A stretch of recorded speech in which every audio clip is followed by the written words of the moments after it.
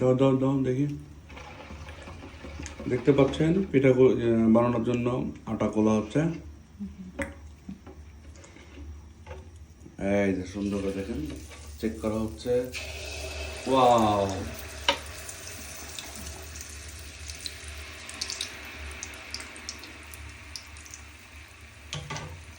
সুন্দর পিঠা হচ্ছে, আমার খুব প্রিয় পিঠা।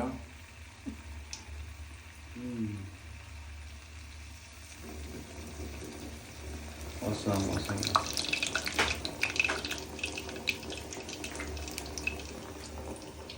এটা আমাদের রান্নাঘর।